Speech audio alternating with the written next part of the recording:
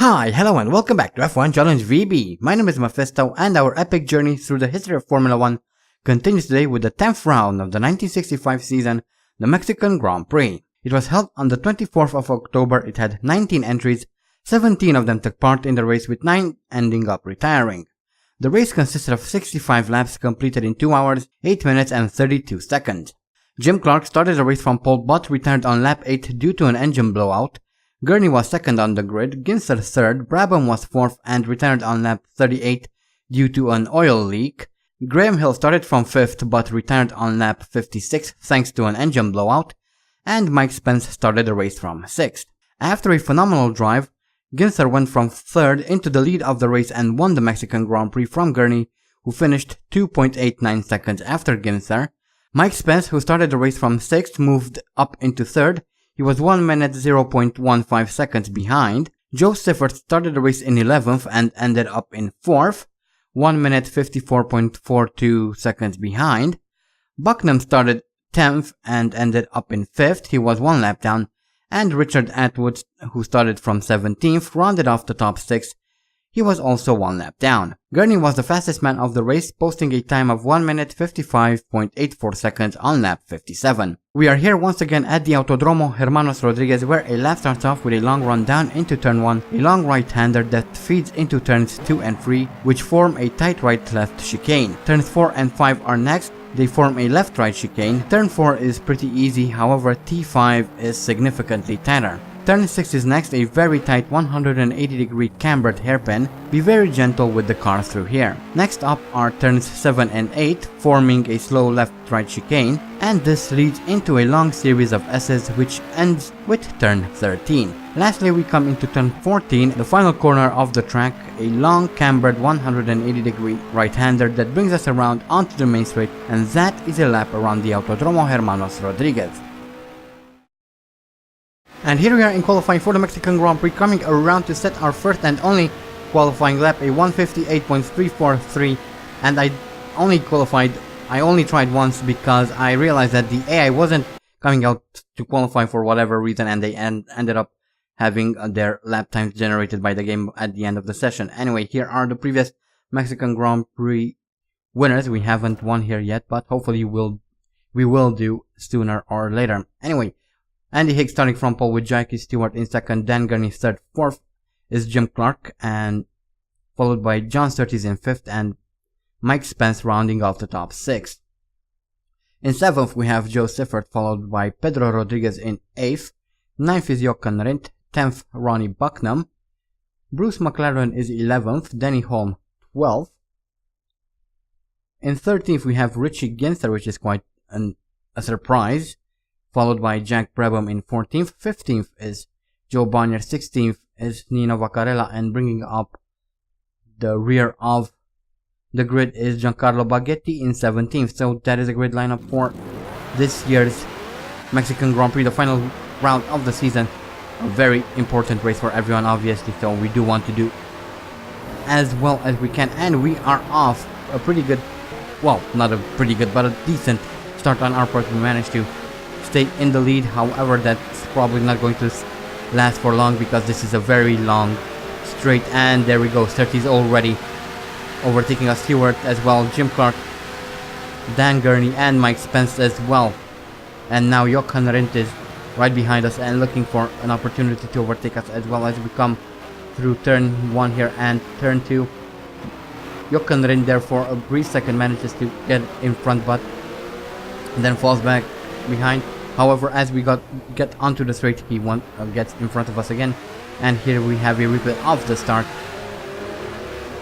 Again, a pretty decent initial launch for Andy Higgs. However, we know that his car isn't very fast in a straight line, so he ended up losing a lot of positions.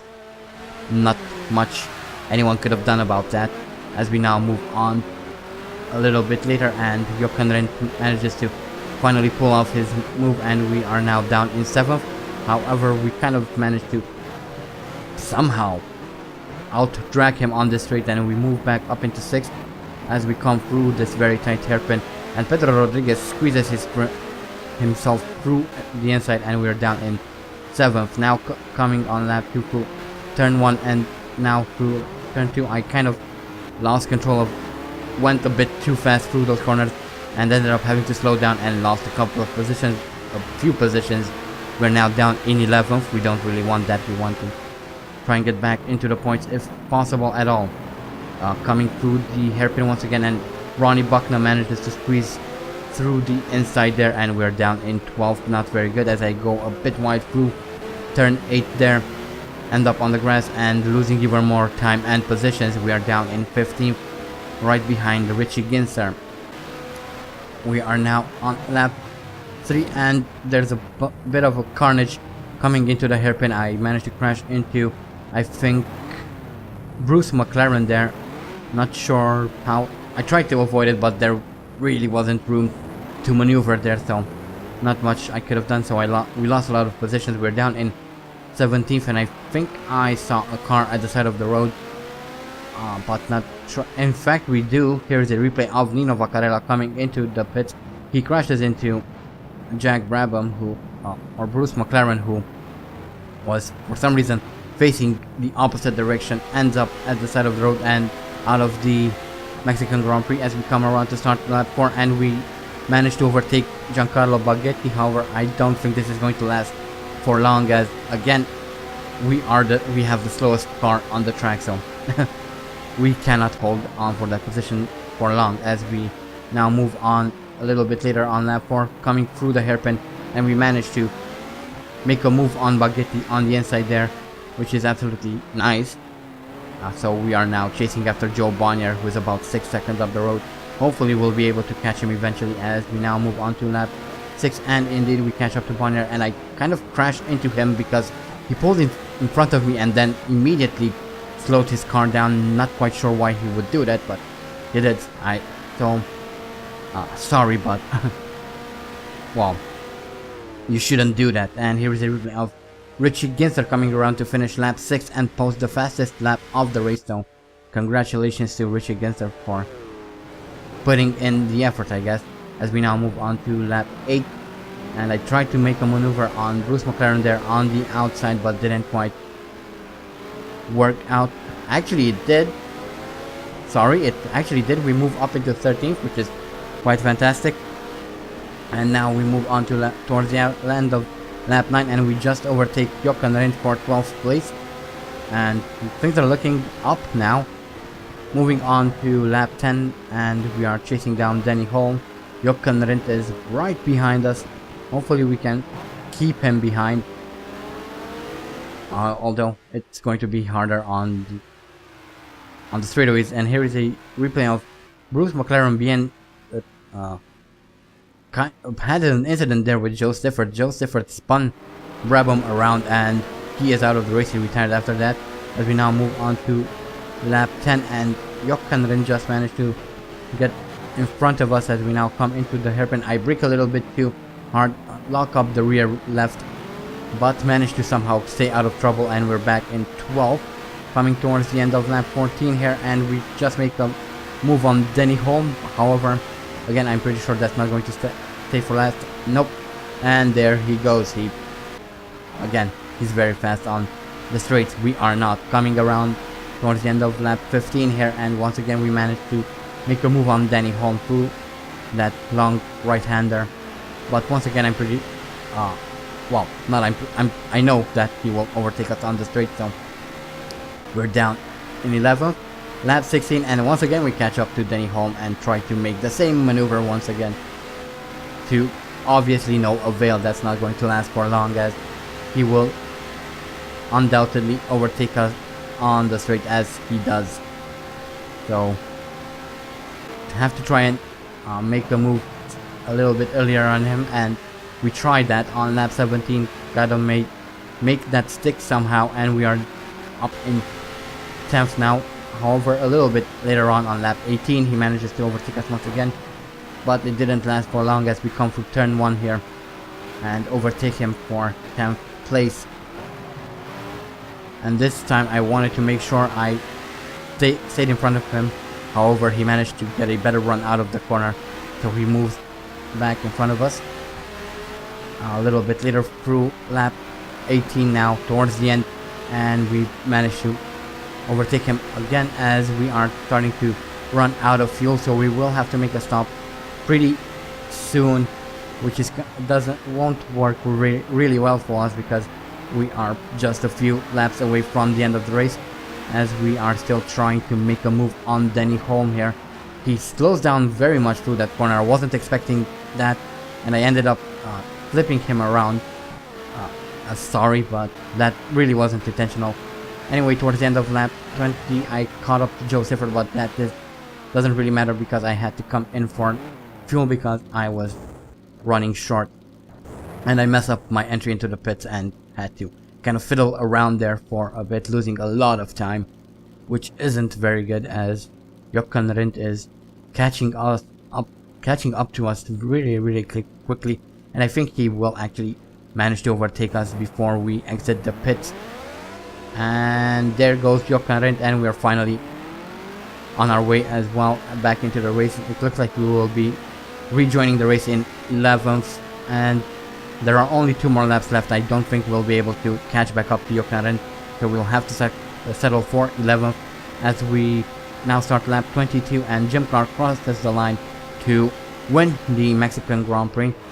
As we take a look at a replay of him coming around to win the race. So congratulations to Jim Clark. After missing most of the season, he comes back and finally wins a race this season. Congratulations to him. And here's a replay of Bruce McLaren on the cool down lap. He was supposed to do one more lap after this, not sure why, though he decided to go into the pits with Jim Clark, and well, he retired on the final lap pretty much. However, he did complete 90% of race distance, so he's okay, as we now come around ourselves to complete lap 22 and end the race in 10th because of, actually in 11th. So now I don't know what I'm talking about anymore. Anyway, those were the race results, and here are the retirements.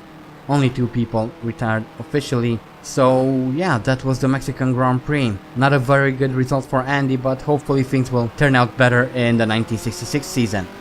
But anyway, here are the career statistics, and this was Andy's 141st Grand Prix. His best start is from first, has 15 pole positions, has set 26 fastest laps. His best finishes in first, has completed 94 races, 73 of them in the points, has won 42 Grand Prix, 4 at Indianapolis 500, 6 in Monaco, has 8 championships under his belt, has scored a total of 498 points, has retired 47 times, has experienced 3,050 out of 3,731 laps, has 7 bronze trophies, 16 silver trophies, 42 gold trophies, and as an extension, 42 podiums.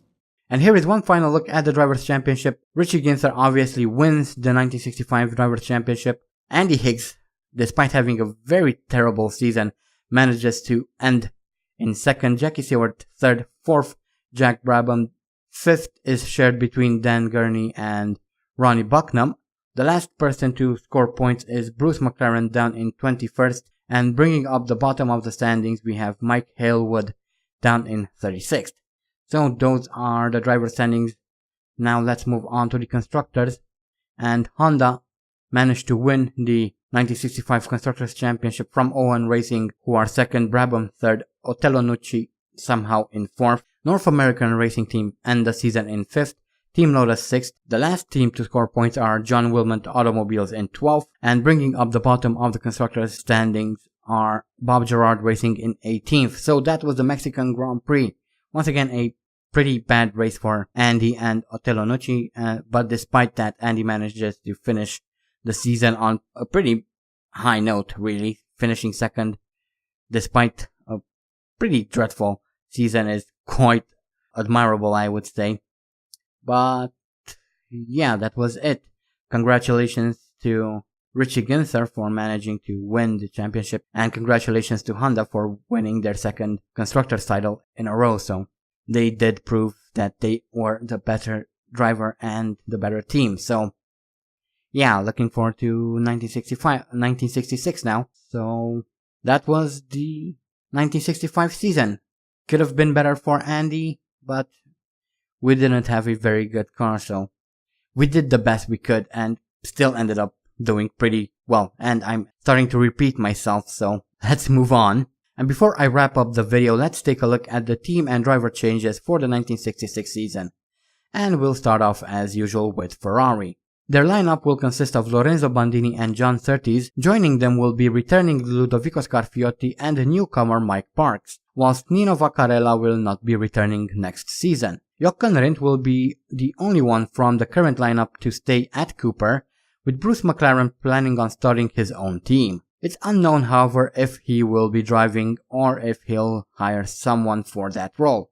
There is a rumor, however, that he would like to have 8 times world champion Higgs as his driver. Back at Cooper, Rindt will be joined by Richie Ginther, Chris Amon and possibly Moises Solana. There is, however, a rumor that Cooper would also like to have Andy Higgs drive for them, in which case Solana will be dropped. Over at Owen Racing, the lineup is the same as in 1965 with Graham Hill and Jackie Stewart behind the wheel. Massive changes are coming to Lotus as well, with only Clark returning from the current driver lineup. He will be joined by Pedro Rodriguez, Peter Arundel and Giacomo Ghecchi-Russo. Brabham will have mostly the same lineup as before, with Jack Brabham himself and Denny Hulme at the wheel, whilst Dan Gurney will be replaced by either rookies Chris Irwin or 8 times world champion Andy Higgs. Rick Parnell will have a completely new driver lineup with former Lotus driver Mike Spence and Giancarlo Baghetti, whilst Ines Ireland will be joining the newly formed Bernard White Racing. Joe Bonnier will be forming his own team called Anglo-Swiss Racing, leaving Siffert as the sole driver at Rob Walker's team. DW Racing are returning for yet another season in Formula 1, and once again Bob Anderson will be behind the wheel. Ronnie Bucknam will be alone at Honda for the coming season, so there will be a lot of pressure on him. Scuderia Centro Sud will not be returning to the grid next season, leaving Lucien Bianchi and Maston Gregory without a drive. John Wilmot Automobiles will also be missing from the grid, leaving both Frank Gardner and Hawkins without a drive. North American Racing Team will be missing as well, with Pedro Rodriguez, as stated earlier, joining Lotus. John Love will also be missing in 1966, so will David Prophet, Otello Nucci, Ian Raby and LDS and their driver Sam Tingle. There will, however, be a handful of teams replacing them. One of them is, as mentioned before, Bruce McLaren's team. At the moment it is unclear who will take the wheel. It could be McLaren himself, although he did mention that he would like to have Higgs as his driver. Another new team joining us next season is Team Chamaco Collect, with former North American Racing Team driver Bob Bondurant behind the wheel. Another new face on the grid is Frenchman Guy Ligier and his team going by the same name. Trevor Taylor is returning to Formula 1 and will be joining another new team, namely Shannon Racing. Chris Lawrence is yet another new face joining us next season, and he will be driving for the newly formed J.A. Pierce Racing. Dan Gurney has decided to start his own team called Anglo-American Racers. He will be driving himself and will be joined by returning Formula 1 driver and fellow countryman Phil Hill. And lastly, we have one more team joining us in 1966. They go by the name of David Bridges Racing, and their driver will be returning John Taylor. So those are the team and driver changes for the 1966 season. I'm really looking forward to it for multiple reasons, but one of the biggest is that 1966 will start a new chapter in Formula 1. If you remember, 1961 brought about a rule change that limited the cars to 1.5-liter unsupercharged engine. That's about to change in 1966. There are some other rule changes as well, obviously, but I'll talk about them in more detail at the start of the new season. Exciting times await, and in fact there will be a lot of changes between now and 1970. Virtually every season from now up until 1970 will bring something new to the table. Some of these changes were met with a lot of controversy, whilst others were accepted from the get-go. Needless to say, the next couple of seasons will be quite interesting. You also might have noticed that since Italy, there have been some replays that were in color, and this is something I thought about a lot. Initially, I wanted to introduce color replays once we reached 1970, but then I realized that that's not how it happened in real life. In real life, color film was gradually introduced over the course of multiple seasons. Color film was still relatively new and expensive, and back then, It was up to the news outlets that went to the circuits to take cameras with them, as opposed to now when cameras are installed on the track when the track is being built. So in order to emulate that and make the transition to color a bit more natural, if you will, I will gradually introduce color replays. I think this is better than suddenly going from black and white to color, and I hope you'll agree. Anyway, that is it for this video and the 1965 season. Great things await us and I'm looking forward to them. And as soon as this video goes live, you will have a few more hours to vote for the team you would like to see Andy drive for. So if you want to give your input, make sure to check the link in the description. With that said, I hope you guys enjoyed this video. Thank you all so much for watching. And as always, stay sharp.